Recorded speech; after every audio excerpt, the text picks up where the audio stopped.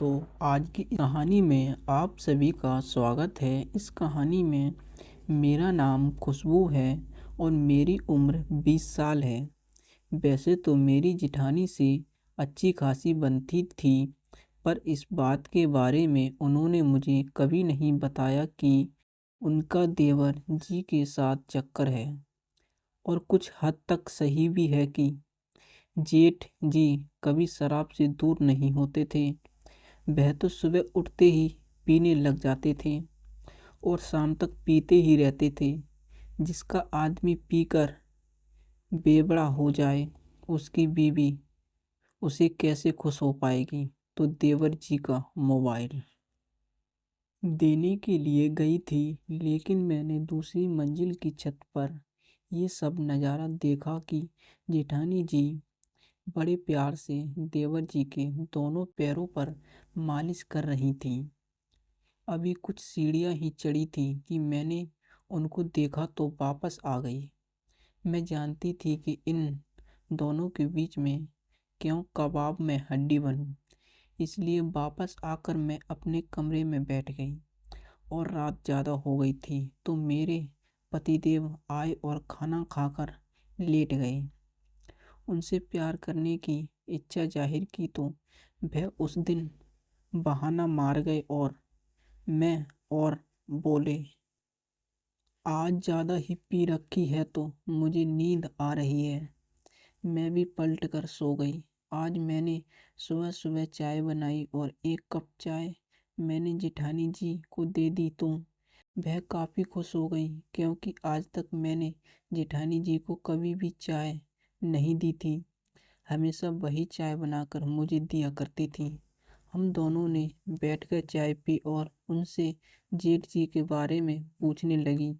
जेठ जी का नाम जुआ पर आते ही उनकी आंखों में आंसू आ गए और बोली, क्या बताऊं बहन, उनको मुझसे ज़्यादा शराब से प्यार है और कभी सुबह नहीं पियेंगे तो शाम को आते ही पी लेंगे।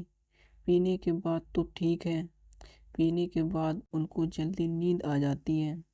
कुछ मर्द ऐसे होते हैं जो पीने के बाद रोमांटिक हो जाते हैं, लेकिन मेरा मर्द है जो पीने के बाद सो जाता है। अब बताओ, एक दिन तो चलता है लेकिन महीने हो जाते हैं। मैं तड़पती रहती हूँ और वह सोते रहते हैं। उन्होंने अगले दिन के बाद शायद पहली बार किसी से बोली थी। उन्होंने अपने दिल की बात शायद पहली बार किसी से बोली थी तो उनकी आंखों में से आंसू निकल रहे थे और वह खुद को हल्का महसूस कर रही थी। अपनी साड़ी के पल्लू से उनके आंसू पोंछ दिए तो वह मेरी तरफ देखकर मुस्कुराने लगी और बोली, खैर छोड़ो, आज तुमको ये सब कैसे पूछना आया? तुमने कभी भी ये जानने की कोशिश नहीं की। तो मैंने उनको सारी बात बताई तो वह एक पल के लिए हैरान रह गईं और फिर बोली, हाँ बहन, एक वही बाबलू है जो अपना देवर जी कभी कभार मेरे शरीर की आग बुझा देते हैं, इसलिए मैं ना किसी से ज़्यादा केयर करती हूँ। पर तुम्हें कसम से ये बात घर में किसी को नहीं बताना, वरना मेरी और आपकी बदनामी होगी। जिठानी जी का पूरा विश्वास दिया कि ये बात कहीं और किसी को नहीं बताऊंगी। तो उनको ये तक बोल दिया कि जिठानी जी, आप देवर जी से प्यार करो और कभी समय मिले मुझे भी थोड़ा सा प्रसाद दिला दो।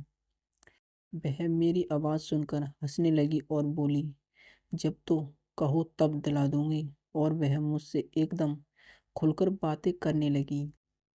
इन्हें देवर जी के बारे में पूछा तो उनकी सारी खूबियां बताने लगी कि कैसे वह मेरे साथ घंटों तक खेलते हैं और मेरा दिल भर जाता है तो फिर भी वह करती रहती है। अगले पल जिठानी जी ने मुझे भी पूछ दिया कि तुम क्यों परेशान हो? तुम्हारे पति क्या तुमसे प्यार नहीं करते? क्या तुम भी मेरी तरह ही हो? वह आपको नहीं कर पाते? तो मैंने जेठानी जी को बोल दिया, कर पाते हैं, लेकिन मन इधर उधर भटकता रहता है। कुछ नया करें ताकि कुछ नया मिले। जेठानी जी मेरी बात को समझ गई और बोली, आज रात को प्लान बनाते हैं, फिर दोनों मिलकर थोड़ा थोड़ा प्रसाद ले लेंगे। उस दिन पूरा दिन मेरा खुशी से था, क्योंकि मेरे मन में वही सारे सब बात चल रहे थे जो जेठानी जी ने मुझे बताए थे। और उस दिन मैं जल्दी जल्दी से अपना खाना बनाया, और उस दिन मेरे पति खाना खाने के बाद मेरे पास होने लगे। उन्होंने मेरी कलाई पकड़ी और बोले कि कुछ हो जाए। मैंने उनसे अपनी कलाई छुड़वा ली, क्योंकि मैं उनसे गुस्सा थी। तो मैंने भी बोल दिया। वे समझ गए कि उनसे कल का बदला ले रही हूँ।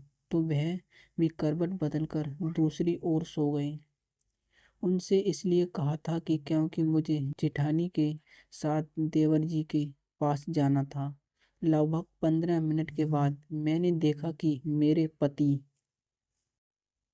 खर्राटे मारकर सोने लगे, और हम चुपके से उठी और जेठानी जी के पास गई तो वहाँ बोली, हाँ बस अब समय आ गया है कि हम दोनों छत पर चलेंगी, क्योंकि देवर जी हमेशा छत पर ही सोते हैं। बेचारी की बीवी तो नहीं है, अकेले ही सोते हैं, लेकिन उनकी भी क्या किस्मत तेज है।